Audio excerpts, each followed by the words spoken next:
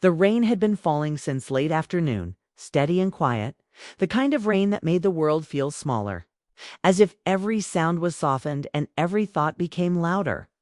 Emily sat in her living room, the lamp glowing in the corner.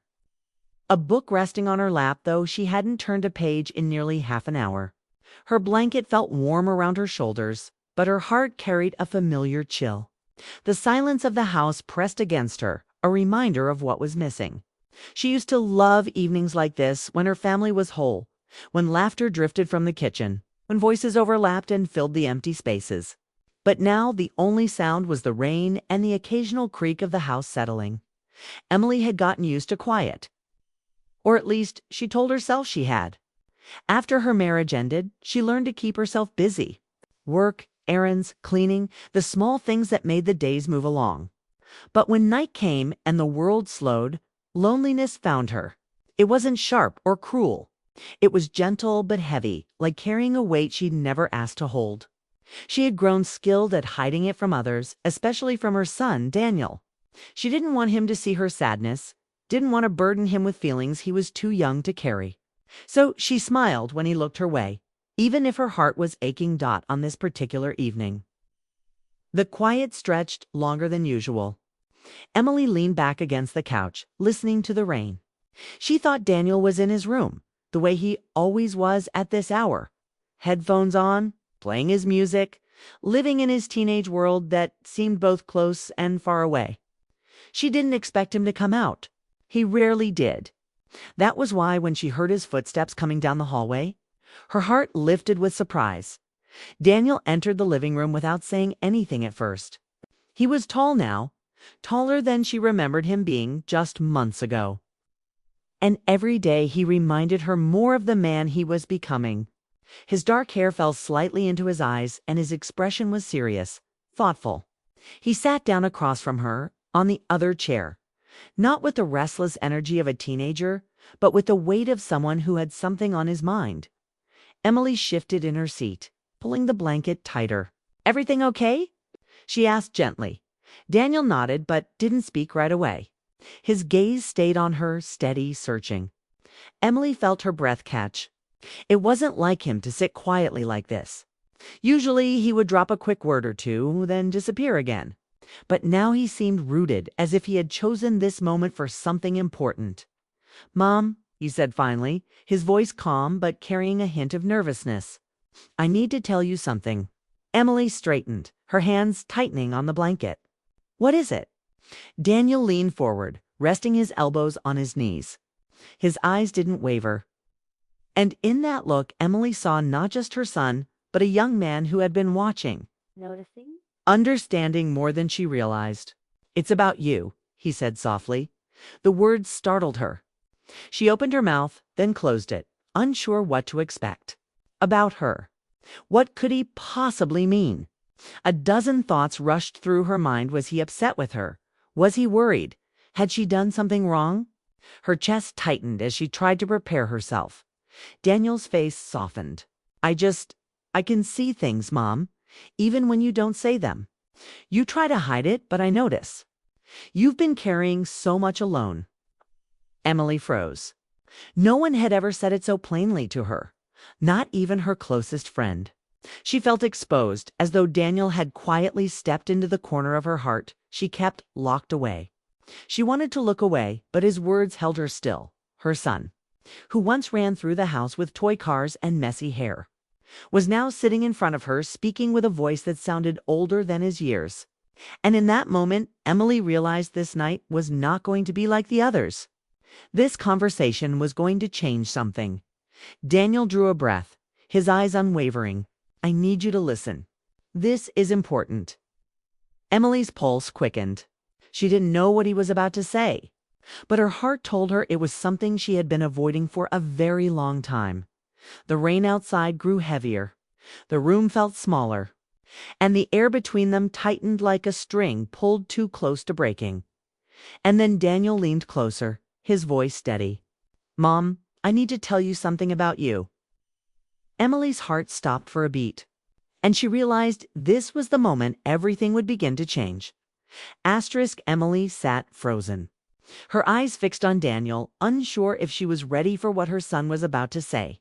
The rain pressed harder against the window, as if the world outside wanted to listen too. Daniel didn't hesitate this time. His voice was quiet but clear, each word cutting through the silence like a bell. "Mom," said, "I know you've been lonely." The sentence hit her harder than she expected. She almost laughed to cover the sting, but the way he looked at her stopped her. His gaze wasn't judgmental. It was honest, gentle, and filled with something she hadn't seen in a long time: care. She tried to force a smile. "Daniel, I'm fine. Really, you don't need to worry about me." He shook his head. "That's the thing, Mom. I already do. You don't think I notice, but I do. You put on a smile for me, but I can see the sadness behind it. You try to make everything normal, but I know what quiet feels like when it's too heavy." Emily's throat tightened. She wanted to speak, to tell him he was wrong, but she couldn't, because deep down she knew he was right. She had built walls around her feelings, thinking she was protecting him from her pain. But her son had grown, and those walls weren't strong enough to hide the truth anymore. Her voice came out softer than she meant. "You shouldn't have to notice things like that. You're too young to carry my feelings." Daniel leaned back, shaking his head again, more firmly this time. "I'm not too young. And it's not about carrying them. It's about wanting you to be okay. You're my mom. I want you to be happy." The words pierced her heart with both pride and sorrow. He was no longer just her little boy. He was becoming a young man who could see her not just as a parent, but as a person. And that realization broke something open inside her. Emily tried to change the direction. "I'm doing better than you think. I have you, and that's enough." But Daniel's expression didn't soften. He leaned forward again, his voice lower now, steady and certain. "Mom, you're not invisible. Someone notices you." Her breath caught. "What do you mean?" Daniel gave a small shrug, but his eyes stayed locked on hers. "Mr. Carter, our neighbor. I see the way he looks at you. It's not just a hello or a friendly wave. It's different. I think he cares. I think he's waiting for you to see it too." Emily's chest tightened, a rush of memories filling her mind. James Carter, the man next door. The neighbor who had offered to fix her fence without asking for anything in return. The man who always lingered a little longer when their paths crossed. The one who asked how she was doing, not with polite small talk, but with genuine interest. She had noticed the softness in his eyes, the kindness in his voice. She had felt something flicker, but she buried it, telling herself it was nothing. Her cheeks warmed. "Daniel, that's not," she started, but he cut her off. "It is, Mom. I've seen it. And I think you've seen it too. You just don't want to admit it." Emily looked down at her hands, twisting the blanket in her fingers. She couldn't deny it, not completely. She had felt the stir of something she thought was gone forever. But the thought of opening her heart again terrified her. She had been left once before. She had been hurt. And she had promised herself she wouldn't let it happen again. "I can't," she whispered, almost to herself. "It's complicated." Daniel leaned closer, his voice firm but soft. "It doesn't have to be. You've been strong for so long, but being strong doesn't mean being alone. You don't have to shut yourself away forever. You deserve to laugh again. You deserve to feel." He paused, searching for the right word. Love, the word hung in the air, heavy, undeniable. Emily's eyes burned, tears threatening to fall, but she blinked them back. She had no words. Her son had said what she hadn't dared to admit, not even to herself. The room felt different, now smaller, closer, filled with truths that could no longer be ignored. She wanted to argue, to tell him he didn't understand, but deep down, she knew he understood more than she wanted to believe. And then, as if the universe itself wanted to add weight to his words, the sound of the doorbell echoed through the house. Both Emily and Daniel turned their heads toward the sound, startled. The rain still poured outside. The night was late. Who could it be at this hour? Emily's heart raced. She stood slowly, her hands trembling as she gripped the edge of the blanket. Daniel's eyes followed her, calm but knowing, as though he had been expecting this all along. A small smile tugged at the corner of his lips. "Go see Mom." Emily froze in place, her heart pounding. The sound of the doorbell lingering in the air, and in that charged silence. She knew whatever waited on the other side of that door. Her life was about to shift. Emily stood frozen in the middle of the living room, staring at the front door. The echo of the doorbell still rang in her ears, but her heart beat louder than anything else. Daniel's words lingered in her mind. "Mom, you deserve to feel loved." She wasn't ready. She wasn't sure she would ever be ready. But something inside her told her that this moment couldn't be avoided. She turned her head slowly toward Daniel. He sat calmly on the chair, his eyes steady and sure, as though he already knew what was waiting. He didn't speak this time, but the quiet encouragement in his gaze gave her the strength to move. Emily pulled the blanket from her shoulders and placed it on the couch. Each step toward the door felt heavier than the last, her feet almost refusing to carry her forward. Her hand trembled as she reached for the doorknob, but just as she was about to open it, she stopped. She took a deep breath, trying to steady herself. Behind her, Daniel's voice broke the silence. "Don't be afraid, Mom." She closed her eyes, his words wrapping around her like a shield. She wasn't sure if he was talking about the person at the door or the feeling she had been hiding. But either way, he was right. Fear had been her companion for too long. She let out a shaky breath and finally turned the knob. The door opened, and there stood James Carter. He was holding an umbrella, drops of rain sliding off the edges, his dark coat damp from the storm. His eyes met hers instantly, and for a moment neither of them spoke. There was something in his gaze, something steady, warm, and unspoken that made her heart skip. "Emily," he said softly, almost uncertain. I hope I'm not disturbing you." I just thought he hesitated, clearing his throat. "I thought maybe you could use some company tonight." The storm looked heavy. Her first instinct was to close the door gently, to keep him at a distance. That was safer. That was easier. But before she could speak, she felt Daniel's presence behind her. She didn't even have to look back. She could feel his quiet encouragement. Emily forced a polite smile. "James, it's late. You didn't have to, I know," he interrupted gently. "But I wanted to. If it's too much, I'll go. I didn't want you to feel alone." Those last words broke through her defenses. They were simple, but they carried a weight she couldn't ignore. He had noticed, just as Daniel said James had been paying attention all along. Emily stepped back just enough to let him in. "Come inside. It's too cold out there." James entered, shaking the rain from his coat before hanging it by the door. The room felt different now, charged with an energy Emily hadn't felt in years.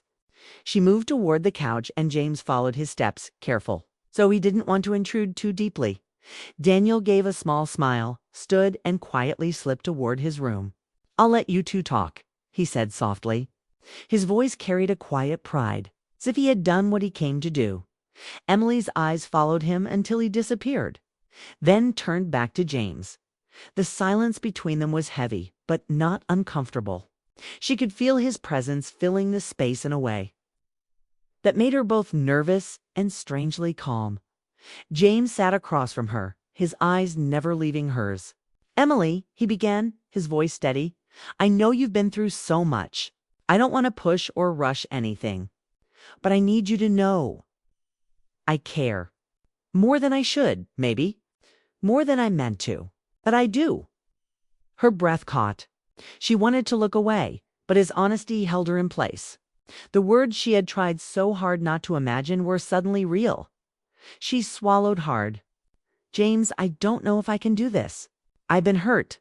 I don't know if I'm ready to open that door again." James leaned forward, his expression gentle, not demanding.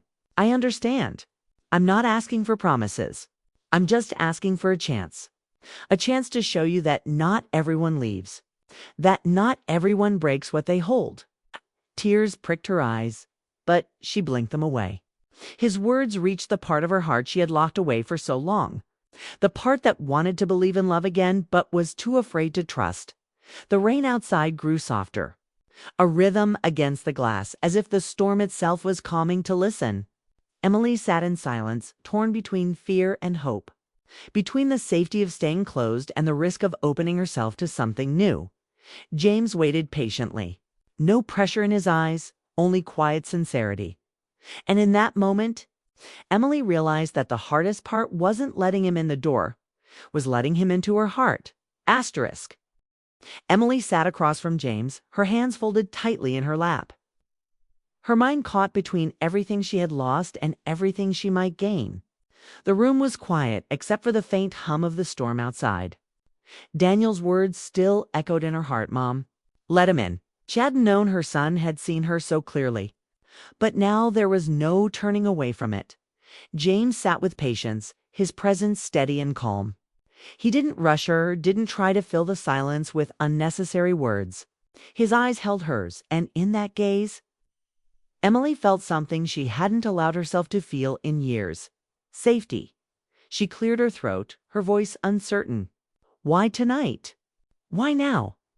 James leaned forward slightly, his expression soft. Because sometimes you wait long enough, and waiting becomes another way of saying nothing. I didn't want to keep saying nothing. His honesty pierced through her walls. She had spent so long convincing herself that men only left, that promises always broke, that her heart was better locked away. And yet here was a man not asking for promises, not demanding answers, just standing in front of her truthfully. Emily shook her head, her eyes wet. I don't know if I can give you what you're looking for.